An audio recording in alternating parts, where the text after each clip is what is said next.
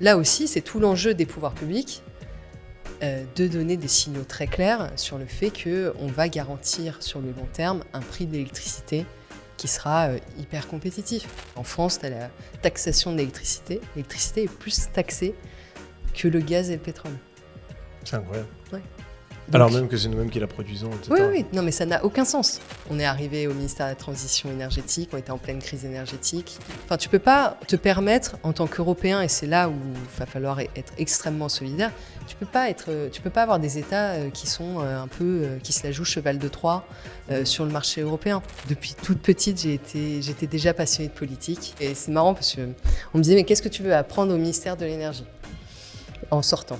Je dis, mais moi, je veux ressortir en comprenant ma facture d'électricité. C'est pas mal ça. Importer toutes nos énergies fossiles, gaz, pétrole, c'est 65 milliards d'euros par an. Si tu n'arrives pas à faire cette transition-là, à la fin, tu auras tout perdu. Tu auras arrêté ta filière où tu avais une expertise thermique, qu'il faut changer pour les raisons qu'on connaît d'un point de vue écologique, mais tu n'auras pas réussi à monter ta filière industrie durable. Mon invité aujourd'hui, c'est Célia Agostini, ancienne conseillère politique et parlementaire d'Agnès Pannier-Runacher, aujourd'hui à la tête de Cleantech for France. Elle milite pour une écologie d'action et une industrie décarbonée au service de notre souveraineté. Elle incarne une génération qui pense la transition écologique comme un projet à la fois économique, industriel et démocratique. Célia, bonjour et bienvenue dans Changement de vitesse. Bonjour Yann. D'abord, tu as commencé par travailler, peut-être pas tout de suite d'ailleurs pour Agnès Pannier-Runacher, avant ça tu as été collaboratrice parlementaire à l'Assemblée nationale. Tu sortais de tes études et très rapidement tu es rentrée dans les sujets de politique publique. Comment on se décide aussi jeune et aussi rapidement à se dire j'ai envie de rentrer dans les sujets politiques ? Avec la passion. Vraiment, c'est ça qui a guidé ma décision. C'est vrai que je m'étais prédestinée, à une carrière plus juridique. J'étais spécialisée en droit de la concurrence, je sortais du Collège d'Europe de Bruges. J'avais fait un stage à la Commission européenne, j'avais fait un stage dans un gros cabinet d'avocats à Bruxelles spécialisé sur ces sujets. Et je pense c'était pas ça qui me faisait vibrer, au fond. Et depuis toute petite, j'étais déjà passionnée de politique. Et je m'étais toujours dit, un jour, je travaillerai avec un élu, je travaillerai dans ce milieu-là. Je ne l'avais pas fait à cet âge-là parce que je me disais, pour faire ça, il faut quand même avoir fait des études, avoir une idée assez claire ou en tout cas assez construite et mature de qu'est-ce que c'est une action publique, qu'est-ce que c'est l'État, à quoi ça sert un gouvernement, à quoi ça sert un parlement. Et surtout, je pense que j'avais envie de confirmer tout ça via les études, mais au fond, ça ne m'a jamais quittée, parce que c'est une vraie passion et parce qu'au fond, tout simplement, j'aime les gens. Et je crois que c'est ça aussi qui drive la politique aujourd'hui. Ouais. On peut aimer les gens en faisant tout plein d'autres choses. Toi, tu as quand même fait des études qui pourraient t'avoir amené à devenir avocate ou juriste ou autre. Et on sait que ça peut être parfois violent, la politique de nos jours. Malgré tout, tu t'es dit, il y a l'occasion de réaliser un peu, comme tu dis, cette passion ou ce petit rêve. J'y vais et puis qui vivra verra. Oui, exactement, parce qu'en plus, il y a aussi un contexte familial. Mon grand-père était policier, mon père était policier. Maintenant, ma petite sœur est gendarme. La deuxième et la dernière rentrent dans la police. D'accord. Moi-même, je suis réserviste. Ok.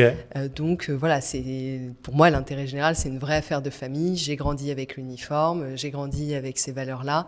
Et donc, c'est des choses qui sont profondément ancrées en moi. Et donc, ça m'a paru assez clair, en fait.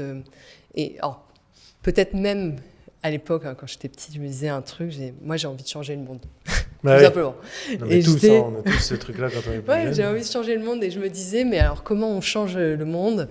Et ça me paraissait clair que c'était en faisant de la politique. Donc, certains trouvent ça mignon à cet âge-là, peut-être naïf à mon âge aujourd'hui. Ah, mais finalement, t'assumes cette réflexion. Au fond, j'y crois toujours que c'est comme ça qu'on change le monde, malgré des contextes.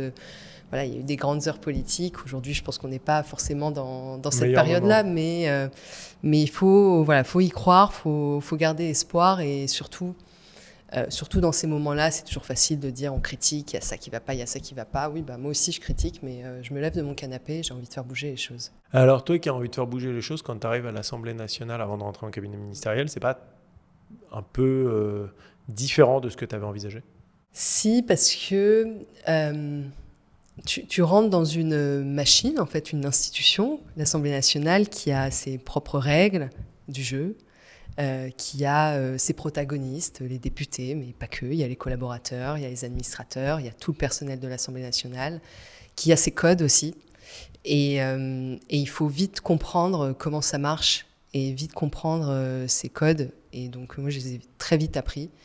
Et après, tu commences à comprendre quel est le rythme, à qui tu peux t'adresser, comment tu peux... Les interactions aussi qu'il y a avec aussi bien le gouvernement, mais aussi toute la société civile, en fait, aussi bien les citoyens, la vie économique, les acteurs économiques, les associations. Et donc, voilà, c'est vraiment... Moi, j'ai adoré ce côté à la fois maison qui est, contrairement à ce qu'on pense, finalement très ouverte sur l'extérieur, mais avec à la fois des rouages et des codes et des procédures qui sont très installées dans le temps, en fait, et pourquoi pas un peu conservatrices à certains abords. Petit côté Poudlard. Ouais, il y a ce côté-là. Et voilà, et tout ça donne un côté un peu... Alors, oui, on adore, il y a une part de mystère, il y a une part de jeu, mais au fond, ça reste une manière de dire, voilà, on a des sujets de société, on a des sujets économiques, on veut les résoudre. Pour les résoudre, on veut faire passer des lois. Bon, comment je fais pour faire inscrire une loi qui va ensuite être appliquée à l'échelle du pays. Donc, et comment je garantis de le faire d'une manière démocratique où la majorité peut s'exprimer, l'opposition peut s'exprimer, où on vote, où c'est transparent parce qu'on peut suivre les débats en ligne. Et donc voilà, c'est un peu tout ce jeu-là qui est en place là-bas. Et moi, j'ai trouvé ça absolument passionnant, et c'est à la fois aussi des belles rencontres parce que c'est des heures tard la nuit, les séances elles se finissent à minuit, donc quand vous êtes sur un texte, ça demande déjà de concerter en amont, de venir ensuite comment on le restitue au nom le député le restitue au nom de sa circonscription dans l'hémicycle, et après comment on fait pour voter, sur quoi on se positionne. Et on commence à se faire aussi amis avec des collabs parlementaires, des autres collabs parlementaires, mais de gens qui sont parfois complètement opposés apparemment, c'est vrai ça? C'est-à-dire qu'on a des députés qui s'opposent complètement dans l'hémicycle et des collaborateurs parlementaires qui se retrouvent à être hyper copains, etc.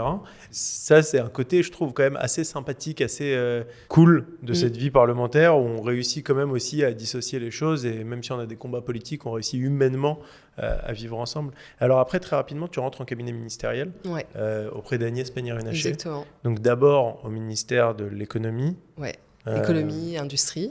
Ouais, la relance aussi. Exactement. Ouais. Juste après, en plein Covid, en fait. Et puis ensuite, la transition énergétique. Ouais.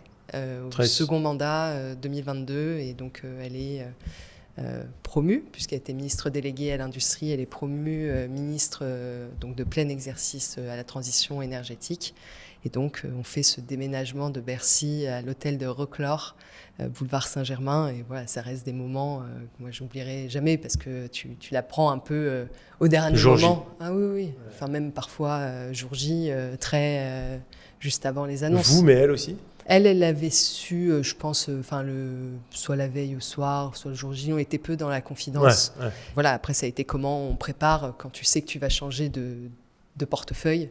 C'est-à-dire que tu vas changer aussi d'équipe, parce que c'est plus les mêmes sujets au fond. Donc, comment tu réorganises une équipe sur le fond, sur quelle thématique tu veux prendre des conseillers. Et voilà, nous, on était 5 de mémoire à être partis avec elle, à l'avoir accompagnée, la partie politique du cabinet. Et donc, c'est vrai que ça avait été aussi un atout pour la ministre, parce qu'elle n'arrivait pas seule. Oui, elle avait quand même des gens avec qui elle avait l'habitude de travailler. Oui, exactement. C'est un monde, les cabinets ministériels, ça doit être des horaires. Tout à l'heure, tu disais, on termine à minuit sur les textes à l'Assemblée. C'est quoi les horaires quand tu es en cabinet ministériel? Il y en a ou pas d'ailleurs? Non, il n'y a pas d'horaire. Non, il n'y a pas d'horaire. Mais tu vois, je te dis, on termine à minuit. On est arrivé au ministère de la Transition énergétique, on était en pleine crise énergétique. On fait passer une loi d'urgence qui était à l'époque la loi sur le pouvoir d'achat, mais qui en fait avait une grosse partie sur l'énergie pour sécuriser nos approvisionnements. Et donc c'était la plus grosse partie de la loi. Et en fait, on l'a terminée au banc à presque 6 heures du matin. Donc tu vois, on était arrivés, il devait être 21h30. Et vous, les conseillers politiques, pendant ce temps-là, qu'est-ce que vous faites ? Alors moi, je suis au banc avec la ministre. Okay. Donc, et ça aussi, tu vois, quand je te parle de code, c'est rigolo parce que à l'Assemblée nationale, tu es assis derrière la ministre, tandis qu'au Sénat, tu es assis à côté de la ministre. Ah, d'accord. Ouais, donc tu vois, c'est chaque chambre, oui, en fait, ouais, enfin, moi, j'avais aussi cette passion de comprendre tous les codes et les arcanes. Un ministère, ça a ses propres codes. Et je pense que... Tu étais une passionnée à l'époque des Journées du patrimoine, quoi. Ouais. T'aimais bien aller te balader, rentrer dans le Sénat. Ouais, j'aime bien voir parce que ça traduit aussi une histoire, ça traduit des valeurs, ça traduit un fonctionnement. Et je trouve que si on veut bien naviguer dans ces types d'institutions sur lesquelles repose quand même notre pays et qui sont là depuis un certain temps, eh bien, il faut aussi bien comprendre comment elles fonctionnent, il faut bien comprendre ce qu'on peut faire, ce qu'on ne peut pas faire. Et je pense que c'est comme ça qu'on avance, parce que mine de rien, on n'est pas juste la ministre, le conseiller avec les députés. Il y a tout un tas d'acteurs qui gravitent autour, les collaborateurs, tu l'as dit, mais les collaborateurs de groupe.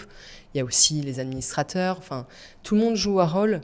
Et donc, il faut être capable, voilà, d'activer tous ces leviers pour atteindre ton objectif qui, en l'occurrence, pour moi, était de faire voter une loi, 3 lois même, puisqu'on en a passé 3 en 1 an et demi, mais de faire voter 3 lois dans un Parlement où on avait perdu notre majorité absolue.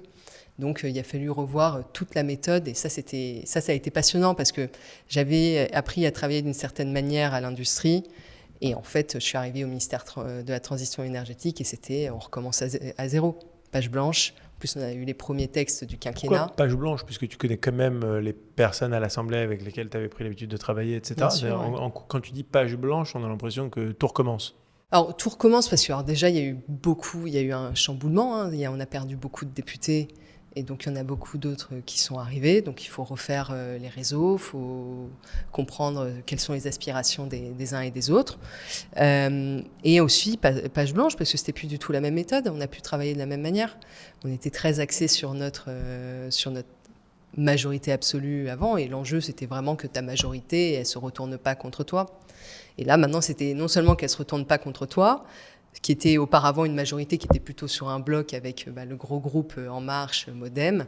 Et là, tu avais une majorité qui était composée et de Renaissance, et du Modem, et d'Horizon. Donc déjà, tu avais 3 groupes au lieu d'un ou de 2. Et ensuite, il fallait aller chercher les autres. Et tout l'enjeu, en tout cas, moi, j'avais un petit peu résumé comme ça, c'était il faut à la fois que les députés qui sont dans ta majorité, ce soit avantageux d'être dans la majorité, parce que si à un moment tu commences à soutenir le gouvernement sur des décisions difficiles et qu'en plus tu es moins bien traité, à un moment il n'y a pas d'intérêt d'être dans la majorité. Évident, ouais. Donc c'était... être un député de la majorité, il faut qu'il soit quand même bien traité et qu'il soit bien mis en avant. Et en même temps, bien traiter les députés de l'opposition pour montrer réussir, qu'on est à l'écoute et qu'on peut aussi passer des accords ensemble et co-construire ces lois. Et je pense que voilà, en tout cas, ça a été des bonnes expériences. Ça a très bien fonctionné, notamment sur la loi énergie d'accélération de la production des énergies renouvelables, puisqu'on avait fait voter quasiment à l'unanimité cette loi en première lecture au Sénat. La ministre, pour le coup, elle a une vraie affinité, il semble, sur les sujets de transition écologique, parce qu'en fait, même si au démarrage, elle était passée par Bercy et pas forcément sur ces sujets, on voit qu'elle prend beaucoup la parole sur les énergies renouvelables, sur la transition écologique de manière générale. Et toi, c'est quelque chose aussi qui te parlait avant de rentrer dans ce ministère, ou bien tu découvres un petit peu ces sujets-là ? Pour être tout à fait honnête, tu vois, même sur l'industrie, en fait, c'est un sujet. Moi, je suis issue de Montmorency, du Val d'Oise, 95. C'est une ville où il n'y a pas vraiment d'industrie. Donc, je découvre l'industrie grâce à mon député, Michael Nogal, qui était député de la Haute-Garonne, Toulouse. Donc, je rentre par la filière aéronautique, qui, je pense, est une des plus belles filières industrielles françaises. Et vraiment, sur les lignes de production, ça a été une vraie révélation. En disant mais c'est extraordinaire en fait ce qui se passe, le côté transformation de la matière, le côté maîtrise technologique, le côté même social dans une usine, parce que tu as vraiment tout type de responsabilité, tout type d'emploi, peu qualifié ou très qualifié, mais qui travaillent ensemble et qui arrivent à bâtir des choses. Et donc quand j'arrive à l'industrie, moi je suis familiarisée avec ça via la filière aéronautique. Mais donc on s'occupe de toute l'industrie, donc forcément on a fait beaucoup de déplacements, c'est plein d'enjeux qui montent sur la santé. En plein Covid, il y avait la production des vaccins, donc ça a été des enjeux d'industrie de santé. Ensuite il y a eu des enjeux d'industrie énergétique, donc moi j'y touche un petit peu comme ça, à industrie automobile, etc. Donc je rentre au fur et à mesure des sujets, en fonction des sujets en fait, qui arrivent au niveau du cabinet. Et l'avantage d'être conseillère politique et parlementaire, c'est qu'en fait tu as une vue transversale sur ce qui passe au niveau du cabinet, parce qu'en fait, la plupart des choses qui sont des problèmes, tu as forcément un parlementaire dans une circonscription au moins qui va te contacter pour alerter la ministre sur le sujet. Donc moi, ça me permettait comme ça de vite apprendre et de vite monter en compétence sur ces sujets. Ensuite, on arrive à l'énergie. Bon, l'énergie, on ne peut pas se mentir, il y a quand même une barrière à l'entrée sur ces sujets. C'est des sujets qui sont extrêmement complexes, c'est des industries de réseau, en même temps il y a des fournisseurs alternatifs, il y a les consommateurs, il y a l'approvisionnement, c'est la production, c'est la commercialisation. Donc, il y a plein de notions et c'est marrant parce qu'on me disait « mais qu'est-ce que tu veux apprendre au ministère de l'énergie ?» en sortant. Je dis, mais moi, je vais ressortir en comprenant ma facture d'électricité. C'est pas mal, ça. Mais oui, mais vraiment, c'était un peu moqué de moi. Mais j'ai compris. Okay. Et en fait, quand tu comprends ta facture d'électricité, tu as compris pas mal de choses sur l'énergie, sur comment ça fonctionne, de la production aux enjeux de réseau, qui sont des gros enjeux aujourd'hui, surtout dans la matière de transition écologique et même, on va en parler après, d'infrastructures sur les transports durables. Et voilà, donc moi j'ai pu vraiment monter en compétence sur ces sujets, mais c'est vrai que quand j'arrive sur la première loi et qu'on commence à me parler d'ARENH, qu'on commence à me parler de méthanier, de tous ces trucs, je dis mais c'est qu'est-ce que comment c'est? On va faire Alors là, ça va être compliqué, il va falloir vraiment, en plus avec des nouveaux conseillers, donc on ne se connaissait pas parce qu'on avait changé de conseiller. Donc ça a été sportif sur le premier texte, donc la loi d'urgence, mais après je suis très vite montée en compétence parce qu'il faut, faut se mettre, y a pas le choix. Faut se mettre à bosser, et on était en plus dans un contexte de crise et où je pense comme tous les Français, tu te poses des questions. Quand on commence à te dire qu'en France on risque le blackout, qu'est-ce qui s'est passé pour qu'on en soit arrivé là en fait? On le risque? Alors maintenant non, maintenant on est plus en surproduction, mais donc c'était 2022, oui, quand tu as la moitié de ton parc nucléaire qui est à l'arrêt, les cours du gaz qui explosent. En quelques points, qu'est-ce qu'on a réussi à faire pour justement sortir de ce blackout? Qu'est-ce qui a été fait concrètement? Déjà on a accéléré la maintenance de certains réacteurs, ce qui a permis de les redémarrer sur un calendrier plus court. On a eu aussi, il faut le dire, on a importé d'États voisins comme l'Allemagne. On a aussi mis en place ce fameux plan de sobriété. Et ça nous a vraiment, je pense, c'est quand même ça qui a fait aussi la différence à un moment, qui a pu nous sécuriser. Ça a eu un impact hyper concret, le plan de sobriété. Ah ouais, complètement. Alors, tu as eu des journées de pic en décembre où, grâce au plan de sobriété, on a économisé l'équivalent de la consommation d'un réacteur nucléaire, voire plus, quoi. T'es resté en tout cas 4-5 ans en cabinet ministériel? Ouais, presque 4 ans, ouais. C'est énorme. Et qu'est-ce qui fait que t'es sorti, puisque là maintenant, donc, je le disais en intro, tu as pris la tête de Cleantech for France, et j'aimerais après que tu nous expliques un petit peu plus ce que c'est. Mais d'abord, est-ce que tu t'es dit d'ailleurs, c'est le moment pour moi d'arrêter sur le volet politique, cabinet ministériel, etc. Ou qu'est-ce qui s'est passé? Non, parce que comme je t'ai dit, moi, la politique, c'est une vraie passion et c'est quelque chose qui est ancré en moi. Faire de la politique, c'est pas le faire qu'au sein d'un cabinet ministériel. Tu le fais au niveau local, tu le fais au niveau d'un mandat d'élu, tu le fais de plein de manières différentes. Donc ça, pour moi, il n'était pas question, et c'est pas comme ça que j'ai posé les termes, en tout cas, au moment où j'ai voulu partir. Tout simplement, pour plusieurs raisons, en vrai. Je pense qu'au bout de 4 ans... t'es lessivé, quoi. Bonjour, j'étais vraiment... En moyenne, tu dormais combien d'heures par jour? Je pense que j'étais à 4-5 heures max. Maximum. Ouais. Ça, c'était un bon repos. Mais tu vois, ça m'est arrivé de faire des nuits blanches pendant 48 heures. Je n'ai pas dormi pendant 48 heures. 2 nuits d'affilée, quoi? Ouais. Wow. Ouais, parce que tu... Ça s'arrête pas?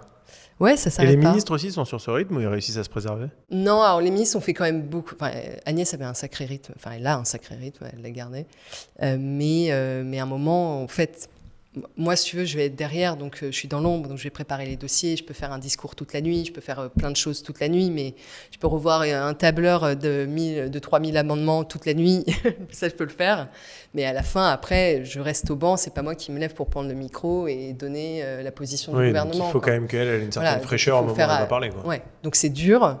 Mais à un moment, faut faire attention à ça aussi pour les ministres, parce que c'est comme ça aussi que tu peux commettre certaines erreurs. Mais non, après, c'est quelqu'un qui a quand même une condition physique assez impressionnante. Ouais. Elle est efficace. Ouais. Tu pars en disant, je veux continuer quand même à agir. Là, le cabinet ministériel, j'ai beaucoup donné. Je pense que c'est vrai, 4 ans de cabinet ministériel, c'est énorme. Et tu prends donc la tête de Cleantech for France. En quelques mots, c'est quoi l'action? Ça représente qui? Et c'est fait pour quel intérêt? Peut-être pour terminer sur le cabinet, parce que je ne suis pas partie que parce que j'étais fatiguée, quand même. Non, parce que ça donnerait l'impression à mon nouvel employeur que je suis venue me reposer, ce qui n'est quand même pas le cas. Non, parce que j'avais aussi, je pense... en fait, tu es tellement dans un... Ça reste un microcosme, en fait, ce monde-là. Et oui, tu vois passer beaucoup de monde, oui, mais en fait, tu restes du côté public, du côté de l'État, où tu n'as pas t'as des contraintes budgétaires, mais c'est pas du tout pareil que ce que peut connaître une entreprise, parce que quand il y a un contrat budgétaire, on taille dans l'entreprise, c'est pas vraiment ce qu'on est en train de faire dans l'État, où tu n'as pas de contraintes réglementaires, parce que c'est un peu toi qui tiens la plume d'une certaine manière, alors, bien sûr via un vote au Parlement, ou via des décrets, ou via un plein d'autres choses. Donc je pense que j'avais envie de vraiment bien rester connecté, tu vois, au monde réel, tout simplement, quoi. Enfin, donc j'avais envie aussi d'aller me confronter, d'aller voir qu'est-ce que c'est la gestion d'une boîte dans le privé, qu'est-ce que c'est aussi d'avoir des équipes à gérer, et qu'est-ce que c'est aussi, tout simplement parce que j'étais persuadée que je pouvais continuer à porter ces causes-là dans lesquelles je crois profondément, du côté du privé. Donc c'est ça aussi qui a motivé, et beaucoup de curiosité d'aller vers ça, des nouveaux challenges. C'est sûr que c'est super intéressant. Et c'est un peu comme ça que j'ai défini mon choix. Alors évidemment, c'est beaucoup de réflexion, parce que en fait, t'es tellement la tête dans le guidon que tu sais plus vraiment ce qui te plaît. C'est dur de réfléchir quand t'es en plein dedans. Ah ouais. Bah, c'est pour ça que je suis partie d'une certaine manière. Tu vois, je m'étais laissée... je m'étais dit, allez, je me prends un petit mois sur la fin, parce qu'on était en remaniement, donc ça s'était un peu calmé. Je me suis dit, bon, réfléchis, qu'est-ce que tu veux faire? Et vraiment, je ne trouvais pas. Donc je me suis dit, bon, eh bien, je vais finir jusqu'à temps que la ministre soit sécurisée sur ma successeuse, plutôt.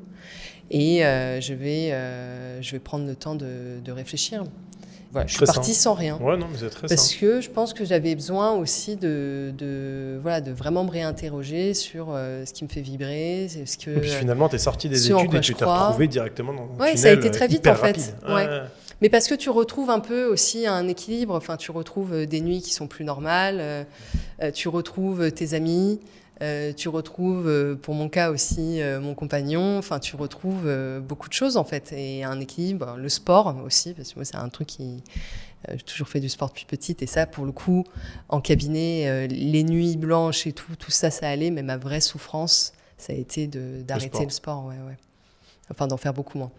Et donc, pour revenir sur Cleantech for France, donc j'arrive, Cleantech for France, révélation, super rencontre avec Jules, mon boss. Et je me dis, mais ok, alors je connais pas trop, il y a des philanthropes, c'est un monde que je connais pas sur le financement de cette structure, mais le sujet au fond, c'est totalement ce qui est ce dont tu as besoin aujourd'hui. C'est-à-dire comment. C'est quoi le sujet, voilà. Alors comment on industrialise les technologies propres en France, tout simplement. Okay. C'est-à-dire, donc réindustrialiser la France à travers les technologies propres. Ouais. Donc ça va être, pour les technologies propres, ça va être de l'hydrogène vert, ça va être de la chimie verte, ça va être du ciment décarboné, ça va être de l'acier décarboné, ça va être des batteries électriques. Tous ces nouvelles technos qui sont en train de monter, et qui sont portés par des acteurs qui sont des vraies pépites industrielles. Et maintenant, il faut en faire des nouveaux champions. Donc, c'est des champions de l'innovation. Maintenant, il faut qu'ils deviennent des champions industriels. Et donc, et ce qui était intéressant aussi, c'est qu'on a une coalition. On réunit des acteurs économiques, donc ces startups industrielles, comme Vercor, comme Afiren, comme Gravity, comme Life, mais aussi les fonds d'investissement à impact en France. Et c'est les fonds qui ont investi dans ces startups-là ou pas Oui, forcément pas forcément, mais il y en a D'accord. que oui, Oui, il y il en se a que trouve non. que, Mais mais pas- c'est plus...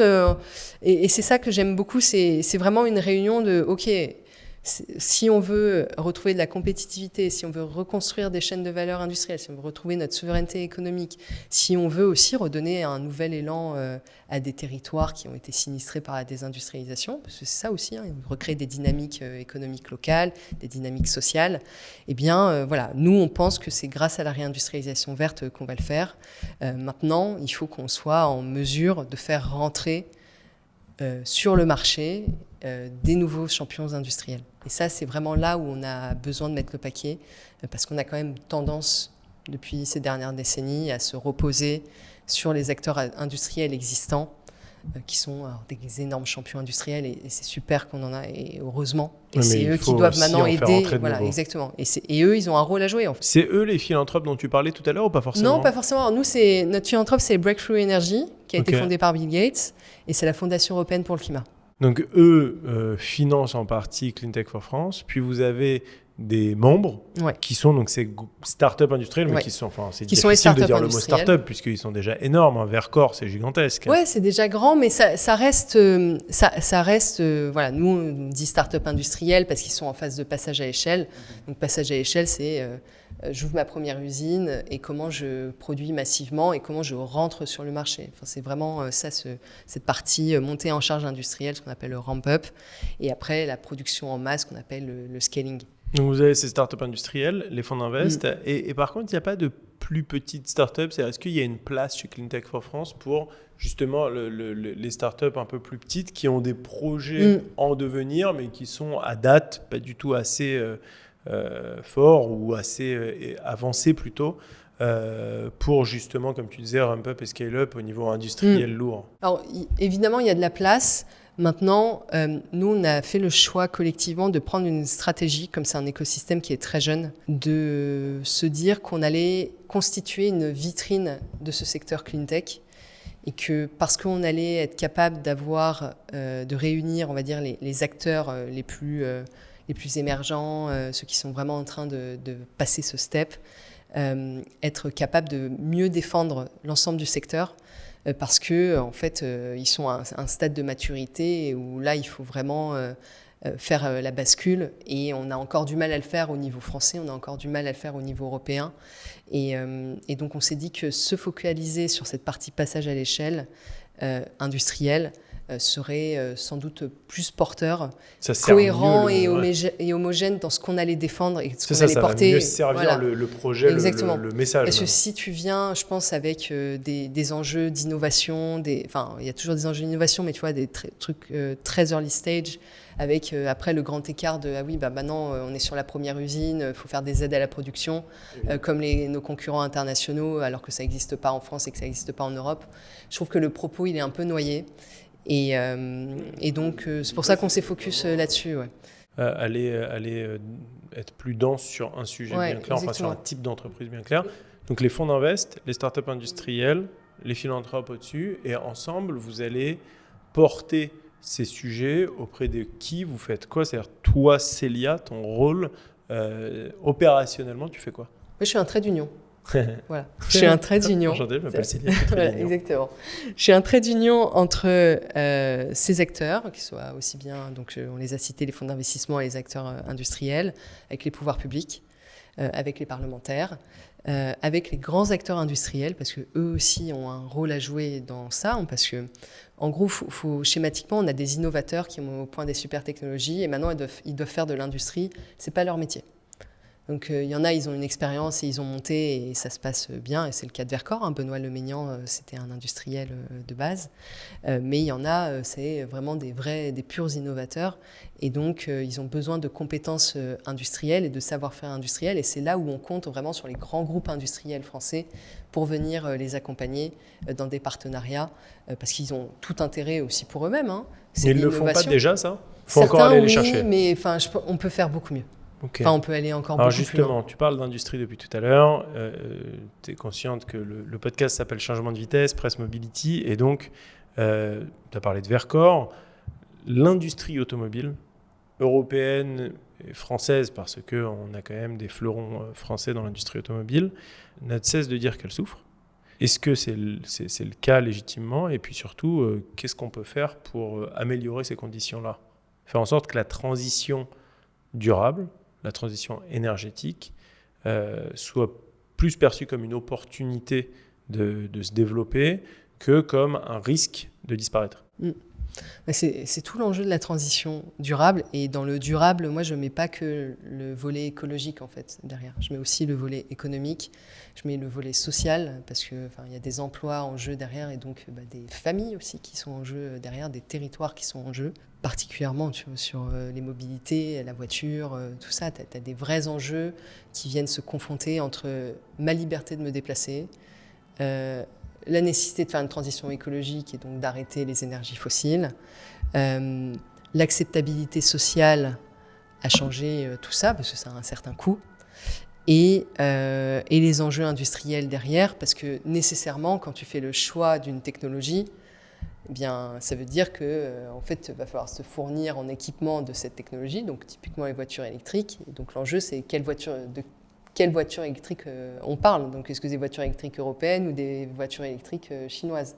Et c'est ça, au fond, qu'on défend dans Clean Tech for France, c'est de dire, on a mis au point la plupart des technologies dont nous avons besoin pour faire la transition aujourd'hui écologique. L'enjeu, c'est d'industrialiser, parce que sinon, le risque demain, c'est qu'on fasse cette transition avec des équipements étrangers. Et moi, je sais pas la vision, en tout cas sociétale, et que j'ai envie de porter dans la transition écologique. J'ai pas envie de dire à des gens, on va vous amener d'autres équipements, ça sera super écologique, mais alors par contre vous allez perdre votre emploi, vous allez le payer plus cher, et vous verrez, ça va bien se passer. C'est un peu une vision à la Bertrand Piccard, Solar Impulse. Lui, il parle beaucoup justement du côté opportunité économique qui vient dans la transition écologique et pas justement de sobriété énergétique, mais d'efficience énergétique. Justement, le fait de dire avec les mêmes ressources, en fait, grâce à la LED par exemple, je vais gagner de l'argent aussi économiquement, tout en consommant moins d'électricité et donc pour la planète ça a aussi clairement bien fait. Oui, alors sachant que derrière quand même, pour remettre un peu les choses, l'enjeu principal c'est quand même sortir des énergies fossiles. Aujourd'hui en France on consomme, l'électricité elle est produite à plus de 90%, même 98% de manière décarbonée, nucléaire, énergie renouvelable. L'enjeu c'est pas de si on baisse notre consommation électrique, à se dire ok c'est génial, je fais de la sobriété et de l'efficacité énergétique, mais toujours dans la partie électrique. J'ai pas fait avancer d'un seul centimètre ma part de marché sur la partie fossile. Et je pense que tu vois, quand on parlait tout à l'heure de 2 pas en arrière sur la partie énergie dans le débat public actuellement, c'est que je pense qu'on a le mérite de la ministre d'Agnès Pannier-Runacher à l'époque, c'était d'avoir posé le débat en disant non mais en fait il y a la guerre nucléaire renouvelable, mais en fait, c'est 30% de notre consommation énergie totale, l'électricité. L'enjeu, c'est d'aller manger les 60% d'énergie fossile dans notre consommation finale. Et c'est 70. Là où on fera... Ou 70, oui, pardon. 60. Tu m'as dit 30. Oui, c'est 30. C'est 35, 65. Mais bon, en gros, c'est ça, les 60-70%. Et donc, l'enjeu, c'est comment on va aller chercher ces parts-là. Et c'est ça, en fait, la vraie transition. Donc on peut consommer moins d'électricité, oui, mais en fait il faut aussi électrifier nos besoins, et c'est là où l'opportunité économique aussi, importer toutes nos énergies fossiles, gaz, pétrole, c'est 65 milliards d'euros par an, donc c'est quand même énorme. Qu'est-ce qu'on pourrait faire? Il y a un vrai sujet de souveraineté énergétique de toute façon, et en plus on n'en produit pas, donc et ça nous laisse dans un contexte géopolitique actuel de plus en plus tendu, hostile, avec la guerre qui est de retour sur le sol européen. Ça nous laisse quand même à la merci de grandes dépendances face à des États qui ne sont pas vraiment nos alliés. Et donc c'est pour ça que c'est vraiment important pour nous de mettre aussi... d'être en capacité de reproduire notre propre énergie. Et c'est exactement sur toutes les chaînes pareil sur les chaînes de valeur industrielles. Donc il faut qu'on soit au clair sur qu'est-ce qui est stratégique pour nous au niveau français, au niveau européen en matière industrielle. Et c'est comme ça aussi, je pense, qu'on arrivera à recréer des opportunités économiques pour les gens tout simplement. Et c'est comme ça que tu travailleras sur le sujet de l'acceptabilité sociale.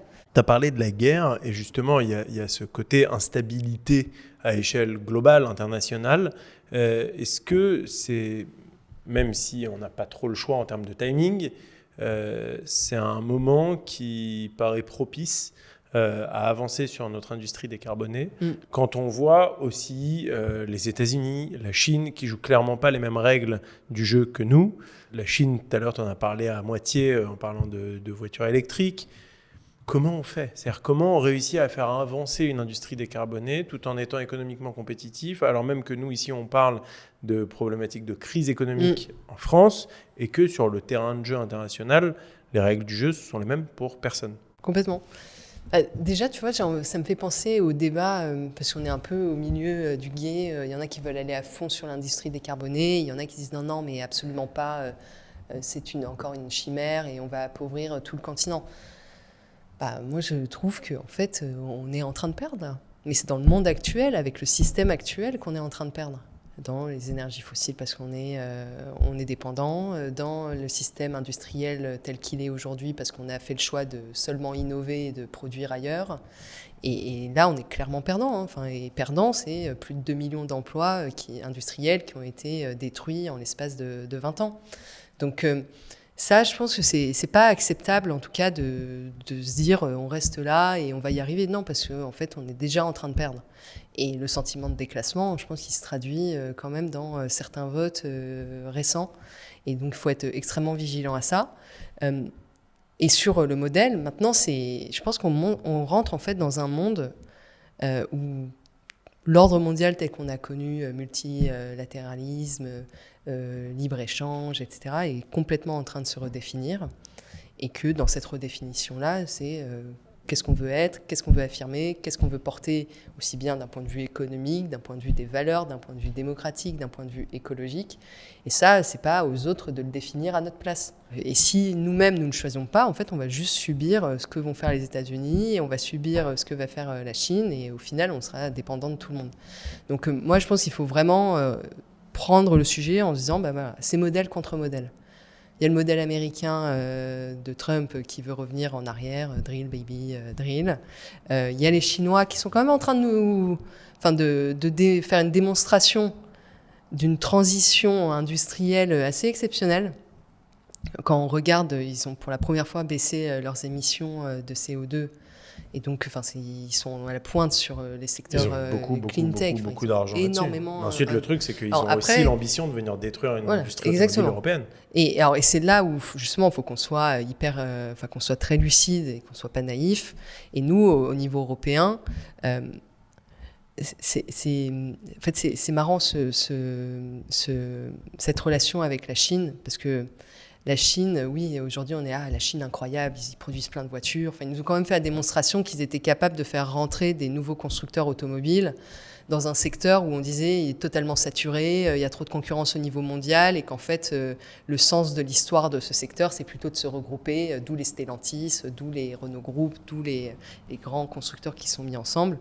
Mais en fait, il faut sur ce plan-là, au niveau de la Chine, on a quand même un sujet qui est, pour elle, c'est vital d'accéder à notre marché, c'est vital d'accéder au marché américain.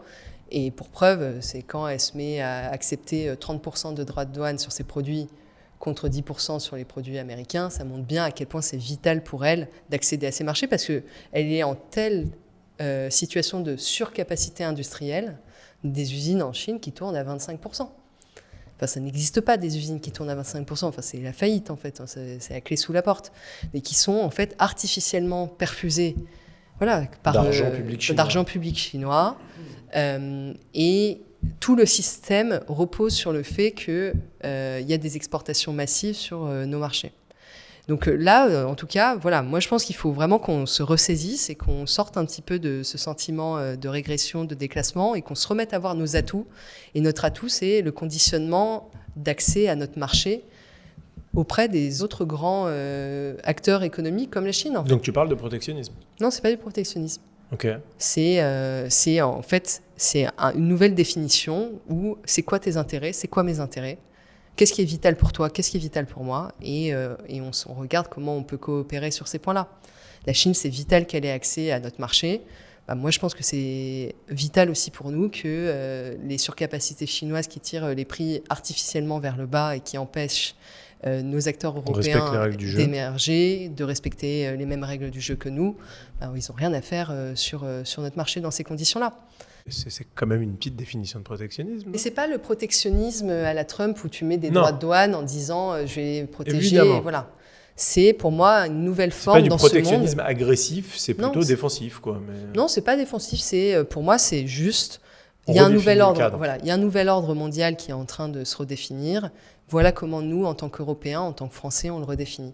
Alors après, il y en a, ils veulent appeler ça protectionnisme. Non, je sais pas, c'est la définition qui m'est venue attaquant comme ça, milieu de terrain, en pointe ou défenseur central. Honnêtement, c'est la définition qui m'est venue comme tu as dit ça. Et du coup, c'est du protectionnisme, mais c'est pas un gros mot pour moi. Non, c'est pas un gros mot, mais c'est pas, pour moi, c'est pas pareil. Okay. Parce que ça veut dire qu'on va continuer à faire des échanges entre nous.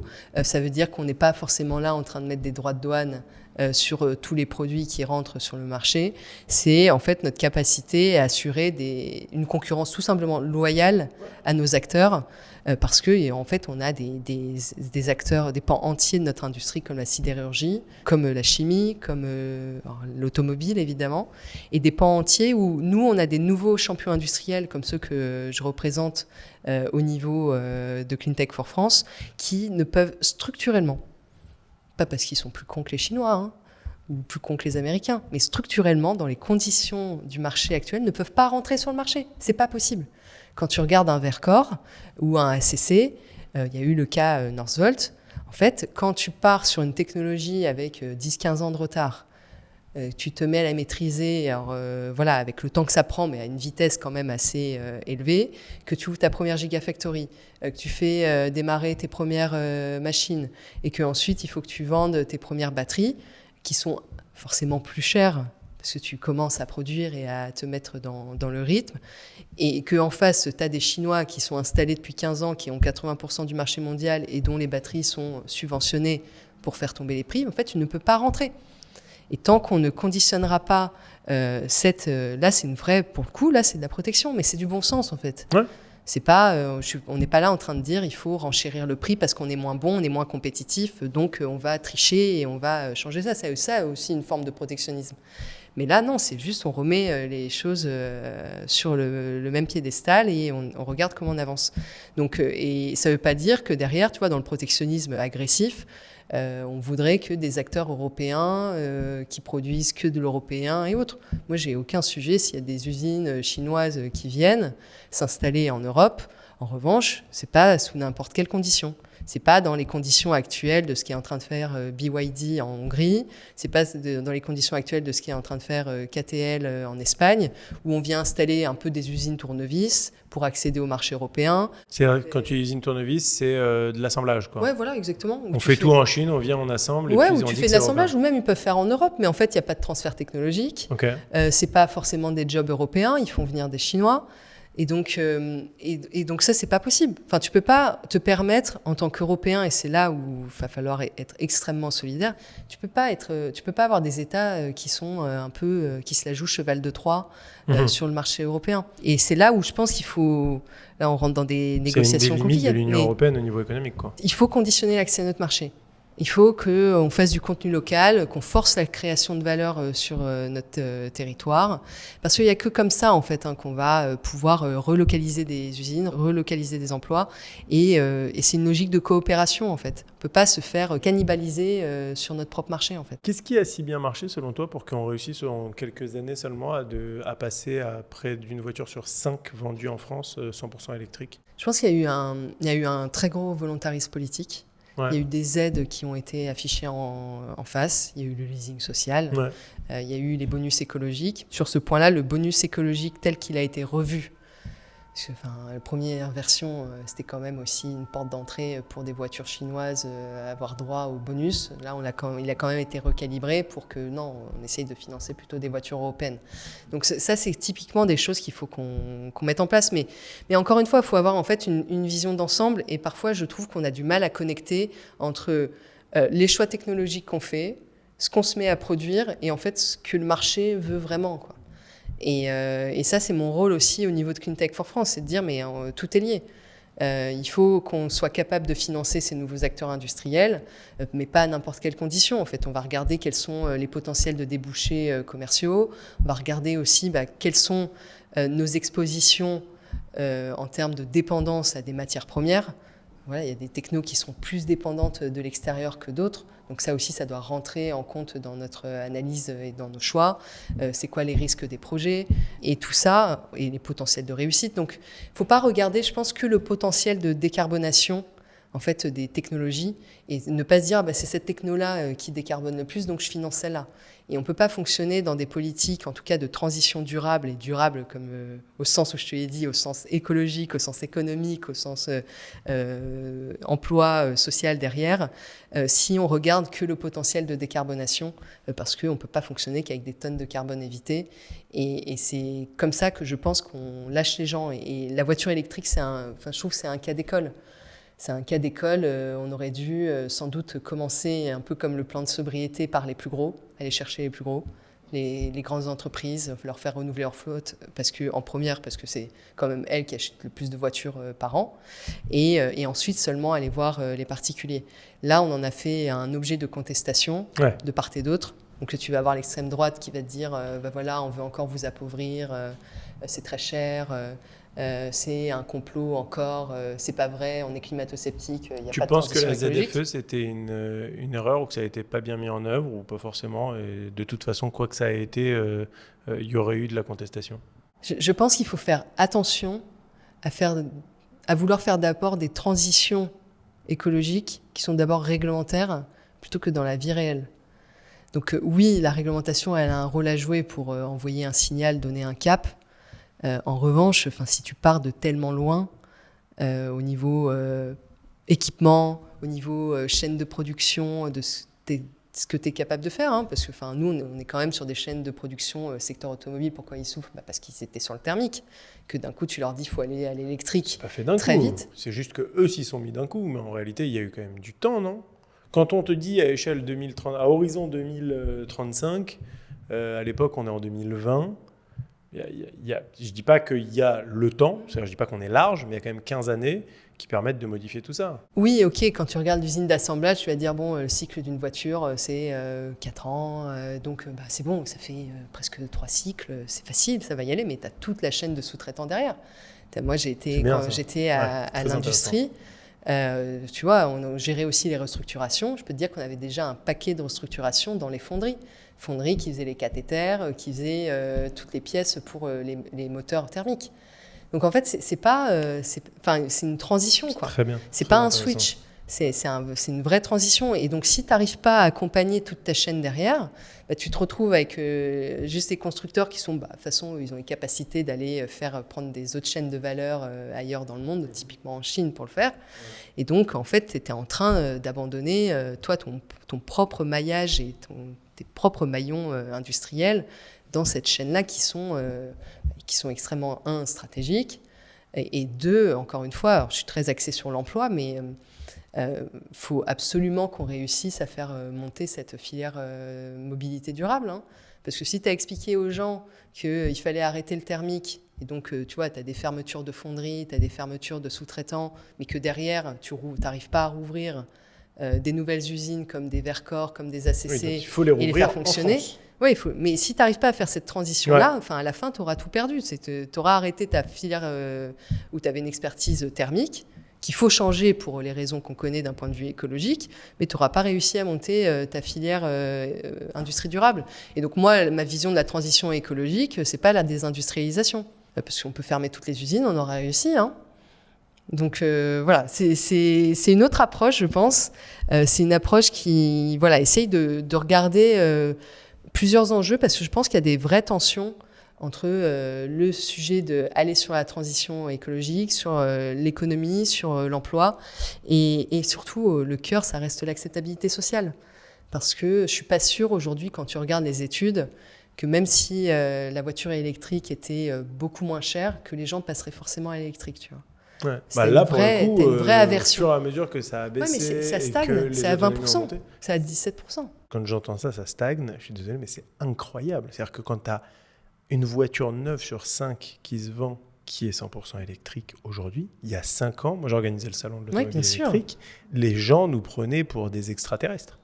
Et en fait, en 5 années, il y a chaque personne en France qui a plusieurs personnes de son entourage qui sont passées à l'électrique, ce qui débunk complètement les fake news sur l'électrique et qui fait qu'il y a de plus en plus de gens qui y passent. Et moi, je vois, cette année, salon de l'automobile électrique, là, on a pour la première fois des gens qui ont vraiment 50, 60, 70 ans qui viennent sur le salon. On n'est plus sur des technophiles de 30, 40 ans qui achetaient aussi des voitures, mais là, on est sur les acheteurs de voitures neuves, habituelles du marché également thermique. Il se passe un truc incroyable. Cette année, on a eu 3 fois plus d'inscrits que l'année passée, sachant qu'on avait déjà monté en flèche l'année passée en inscription. Il y a une vraie envie, un vrai engouement sur le véhicule électrique. Les prix sont en train de baisser, les autonomies sont en train de monter, la recharge, les réseaux de recharge est devenu bon et dense. Il y a le réseau d'infrastructure qui compte. Il s'est passé un truc incroyable. Donc je pense effectivement. Mais ça, c'est super ce que vous faites sur le salon et je pense que c'est exactement ce qu'il faut faire pour créer aussi des dynamiques aussi citoyennes d'adhésion en fait à ces nouvelles technologies. Ça rejoint ce que tu dis. Mais tout le monde a un rôle à jouer. Tu vois, moi je vois encore trop de reportages ou de choses dans les médias dès qu'on parle de l'électrique, c'est négatif. C'est très caricatural. Ouais, et pourtant c'est paradoxal parce que tu vois des choses caricaturales, mais quand tu parles en direct avec des gens qui sont passés du thermique à l'électrique, mais il y en a pas un. Vraiment, j'en ai jamais entendu un qui me dirait mais je reviens au thermique. 89% se disent très satisfaits de ceux qui sont passés. Mais il faut, et aussi je pense que tu vois, c'est aussi dans les messages qu'il faut faire passer, il faut expliquer que le thermique, en fait, le prix de l'essence, le prix du pétrole, il va mécaniquement augmenter. Il va augmenter. En plus de ça, ça rejoint un peu ce que tu disais tout à l'heure. On va se fournir ailleurs en pétrole et être dépendant, tandis qu'on sait fournir notre électricité ici en France. Donc ça va mécaniquement augmenter. Donc plus on a une voiture thermique longtemps, plus on va la payer cher. Et déjà aujourd'hui, le plein d'électricité, il coûte beaucoup moins cher que le plein d'essence. Et donc là aussi, c'est tout l'enjeu des pouvoirs publics. De donner des signaux très clairs sur le fait qu'on va garantir sur le long terme un prix de l'électricité qui sera hyper compétitif. Parce que si en plus tu commences à dire que non, le prix de l'élec va augmenter aussi, tu vas perdre de l'adhésion tout de suite. Ouais. Et c'est un vrai enjeu aussi pour nous sur les clean tech, parce que tu ouvres une nouvelle usine. Tu vois, je prends l'exemple de Gravity. Gravity, c'est un projet par an, l'équivalent de la consommation, donc acier décarboné, usine d'acier décarboné, ça va être l'équivalent d'un réacteur nucléaire. Ouais. Donc en fait, le prix de l'énergie, le prix monte c'est stratégique pour eux. Et c'est le cas pour beaucoup de nouveaux industriels où le prix de l'énergie est stratégique. Et donc le prix de l'électricité, c'est hyper stratégique. Il faut vraiment qu'on arrive à donner aux citoyens un cadre clair sur le fait que le prix va rester compétitif. Et ça commence, je pense, déjà par des choses assez simples et de bon sens. C'est qu'en France, tu as la taxation de l'électricité. L'électricité est plus taxée que le gaz et le pétrole. C'est incroyable. Ouais. Donc, alors même que c'est nous-mêmes qui la produisons, etc. Oui, non, mais ça n'a aucun sens. En fait, tu es en train de taxer plus quelque chose que tu produis, dont tu as en plus la maîtrise. Donc ça, vous apportez des solutions, vous proposez des choses là-dessus. On propose qu'il faudra changer de braquet, mais oui, c'est un peu ça qu'on propose. Il y a encore beaucoup de choses en fait à remettre faire ensemble. Évoluer, et c'est en ça, tu vois, c'est ça aussi la transition, c'est que en fait, tu pars d'en haut, tu dis ok, ça c'est, mais tout derrière, faut ça reparamétrer la fiscalité, faut reparamétrer tes chaînes industrielles, faut reformer des gens aussi à ces nouveaux métiers. Tu as des opérateurs sur les batteries électriques. C'est des machines qui sont ultra complexes à faire fonctionner. Tu en as d'autres sur l'hydrogène. Et donc tout ça, c'est un mouvement général qu'il faut savoir impulser. Merci beaucoup Célia, c'était hyper intéressant. Personnellement, j'ai pas vu le temps passer. Pareil. J'ai pu revivre avec toi un petit peu ces années en cabinet ministériel, au Parlement, et puis voir un petit peu, échanger sur tous les sujets de transition durable à travers Clean Tech for France. Donc merci Célia, et puis bonne continuation pour continuer à porter ces sujets de transition écologique de manière aussi positive. Merci beaucoup et vraiment heureuse, et voilà, faut pas lâcher.